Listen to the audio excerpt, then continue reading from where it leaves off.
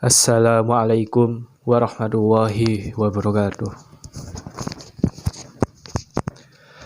Alhamdulillahilladzi arsala rasulahu syahidan wa mubasysyiran wa nadhiran wa da'iyan ila Allahi bi'idnihi wa sirajan munira.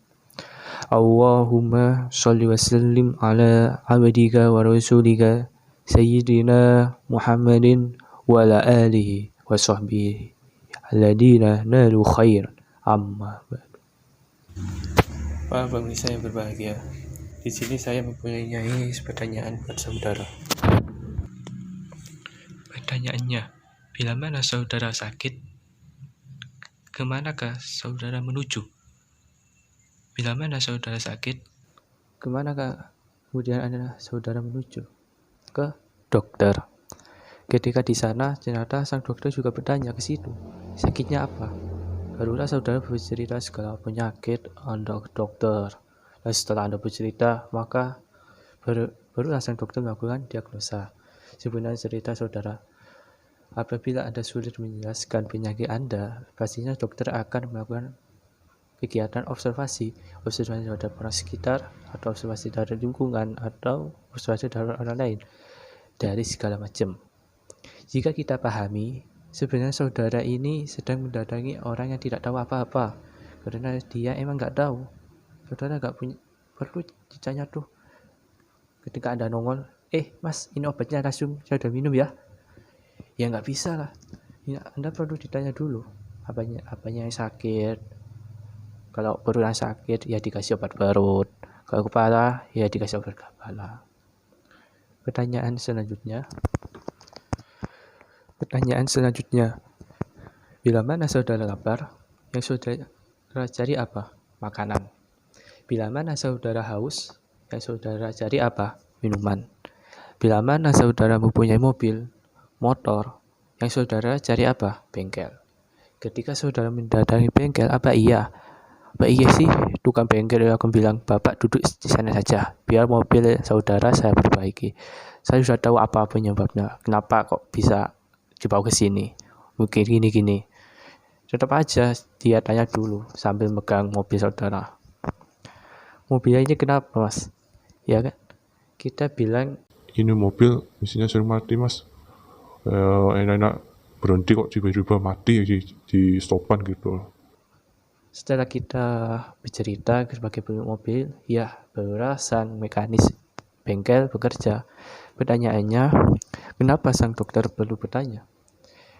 Kenapa sang mekanis perlu bertanya juga? Karena mereka bukanlah pemilik badan kita dan juga bukan pemilik mobil kita.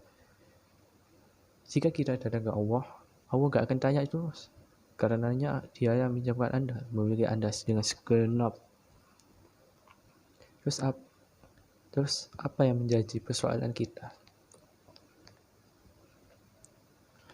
Bila mana saudara punya ban mobil kempes, atau ban sepeda lah yang kempes, kemana akan saudara tuju? Ke dukan angin, dukan tempel ban. Artinya apa? Gini, bila mana saudara punya masalah, saudara punya keinginan, pastinya saudara tidak mengenal Allah. Itu tandanya apa?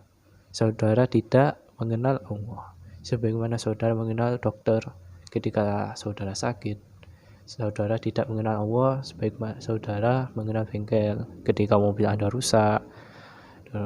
Saudara tidak mengenal Allah sebagaimana saudara mengenal makanan kita lapar dan minuman kita haus. Dan lebih konyolnya itu, Allah tidak Anda kenal sebagaimana Anda mengenal duka tempel ban ketika ban mobil itu kempes. Lalu, kapan saudara dapat mengingat Allah sebagai pemenuh kebutuhan saudara? Pastinya kalau sudah mentok, kalau sudah kepepet. Pemirsa yang dirahmati oleh Allah, kalau saudara sampai merasa tidak ada Allah di sisi saudara, sepertinya hati Anda perlu diperiksa. Bisa jadi bukan gak kenal, bisa jadi disebabkan saking banyaknya dosa yang dimiliki. Kita berdoa kepada Allah, begitu kita susah, jepret. Seperti cerita di awal kita tadi, kita kayak ban kempes, langsung ingat sama tukang tempel ban. Ketika kita sakit, langsung ingat ke dokter. kita lapar ke nasi, kita kayak haus ke minuman.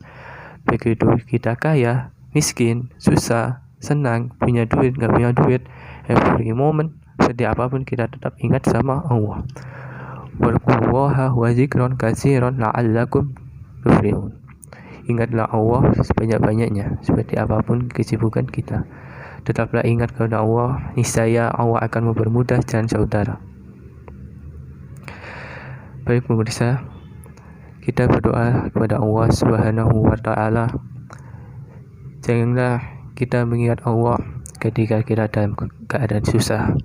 Ingatlah Allah ketika kita di dalam keadaan apapun, baik itu senang maupun susah. Yang terakhir, semoga kita semua senantiasa diberikan kesehatan dan perlindungan oleh Allah dalam segala macam penyakit yang saat ini sedang kita rasakan bersama. Amin amin ya rabbal alamin. Sekian dari saya pribadi memohon maaf apabila di dalam penyampaian materi ini terdapat kesalahan, baik yang disengaja maupun tidak disengaja. Sekian dari saya, sampai ketemu di lain hari. Wallahul muwaffiq ila aqwamit thoriq. Wassalamualaikum warahmatullahi wabarakatuh.